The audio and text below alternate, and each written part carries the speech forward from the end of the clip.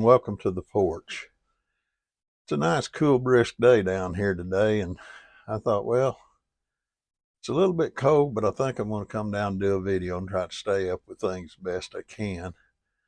And just to touch on what we're all about here for any newcomers that may be listening, the ideal here is to pick out various subjects that have to do with life and, more importantly, quality of life, and ask ourselves what we can do as we discuss these subjects that would change the way we think, change the way we live for the better.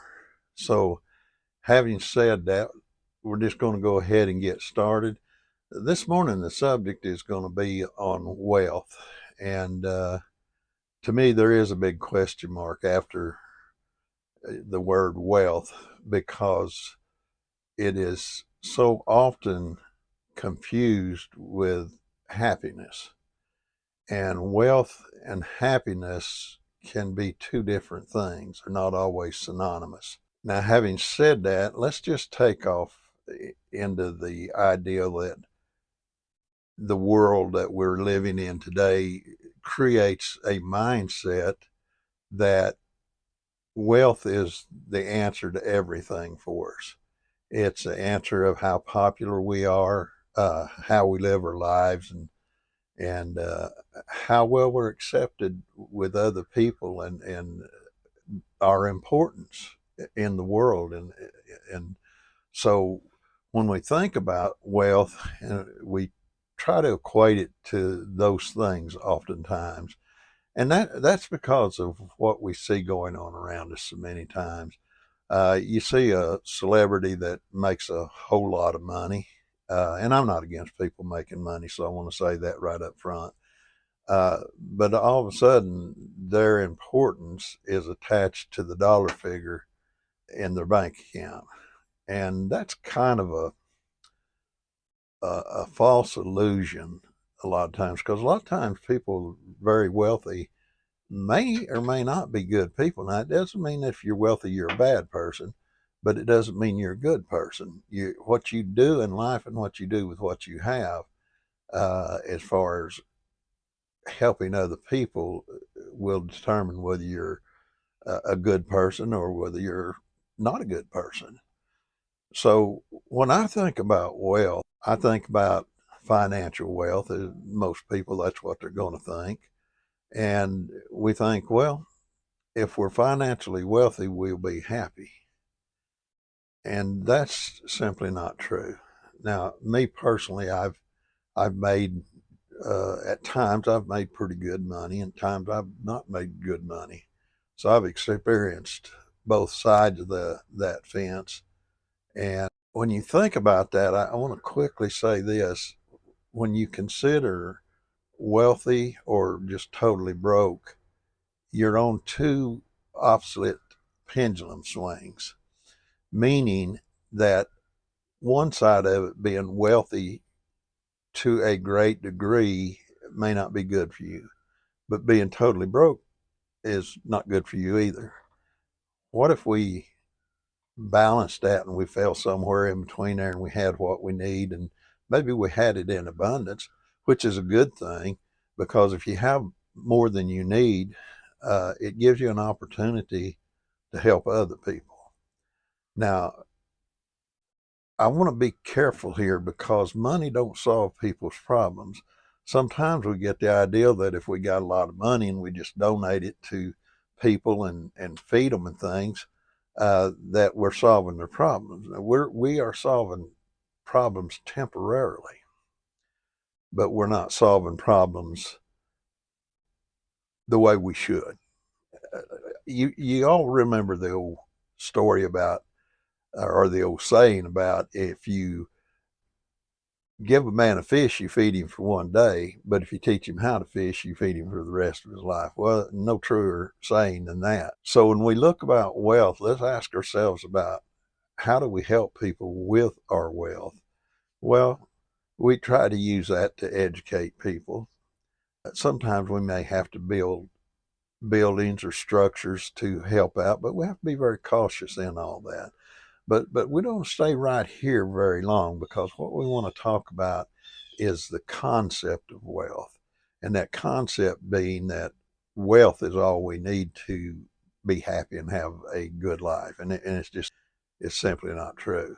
I think about what it is that people really want out of life.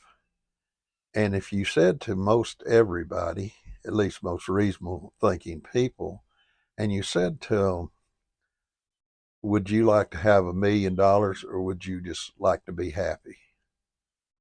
If they think that out, they're going to answer, I really just want to be happy. So a lot of times the pursuit of wealth is not really the pursuit of wealth, but it's the pursuit of happiness. So having said that, I want to share with you some experiences in my life that helped me to see this more clearly. It's been a lot of years ago.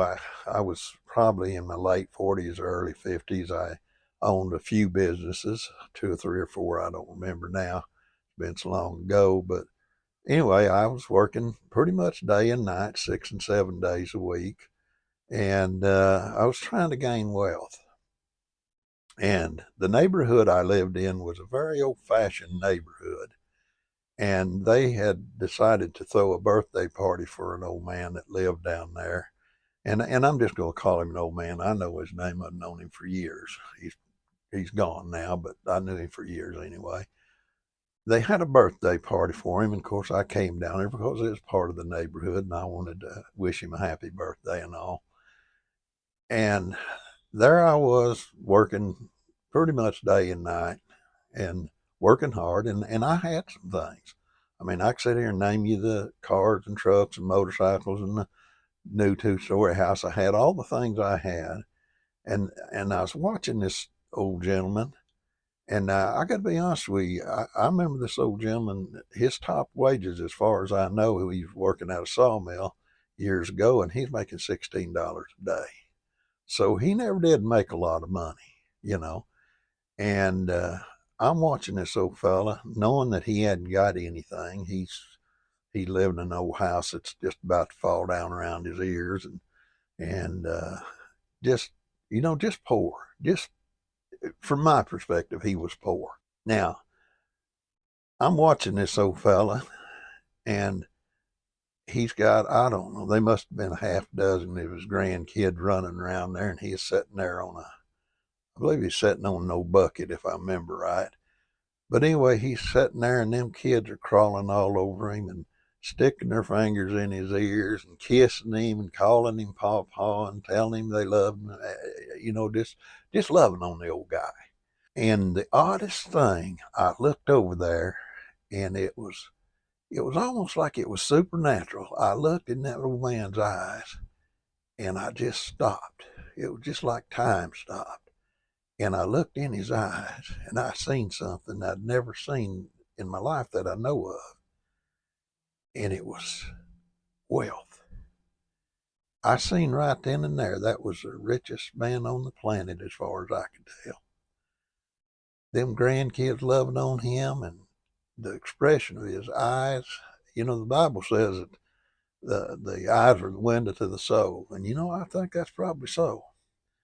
And I looked in that old man's eyes, and I knew that there wasn't a happier old fella on the planet right then and there. And I kind of paused, and I started thinking about my life and where I was going. And I thought, I'm working day and night, and I can't even begin to touch what that old man right there's got. He's got far more than I've ever had in my life, as far as I know. And so it took me years to really understand that. I kept on going the direction I was going because that's all I knew to do. All I'd ever been taught is just work, and work as hard as you can. And so that's what I do. Well, over the years, I thought of that, and I thought of that, and I started kind of beginning to turn my thinking toward, I want what that old man had. And so I started changing the way I thought. Now, I still worked hard, and in life, you do have to work hard, but you got to balance that. And I worked hard, and I'd gone out on the West Coast. My wife and I to work out there. It's really good paying jobs out there, so we worked out there for several years. But anyway, one Christmas we decided to fly back home to Arkansas and have Christmas with her kids and grandkids. And I was sitting on the porch there, and two of my little old granddaughters were arguing about who was going to sit next to me on that porch. So I finally scooted over in the middle so one could sit on one side and one could sit on the other side. And them little girls were kissing me and hugging me and talking to me, and you couldn't hardly understand half what they said. It didn't matter. I'll tell you something, folks. I never felt nothing like that in my life. If there was anything that got a fella close to heaven, it was that right there. Now, I wouldn't have sold that experience for $10 million or $100 million. I don't care. There ain't enough money in the world to buy that experience. So what I want to leave you with here today is, what should be our priority? Getting financial wealth, having lots of things? Or how important is our family? How important is the love we feel when we're close to our family? I want you to think about that. And you may say, well, you don't know my family. Well, I know this. I know that if you love them, they'll love you back somewhere down the line. You got to put a foot forward somewhere. And it took me a lot of years to put that foot forward because I thought wealth and working hard and having a lot of things was what life was about. And I found out I was so far from the truth that it wasn't even funny. So now I live that truth. I'm bumping 70 years old. And I got to tell you, I love my family. I love my life.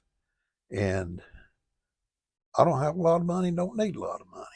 So that's really an experience in life, and I'm just giving you an experience that I've had and something to think about, how am I going to prioritize life and what's really important in life.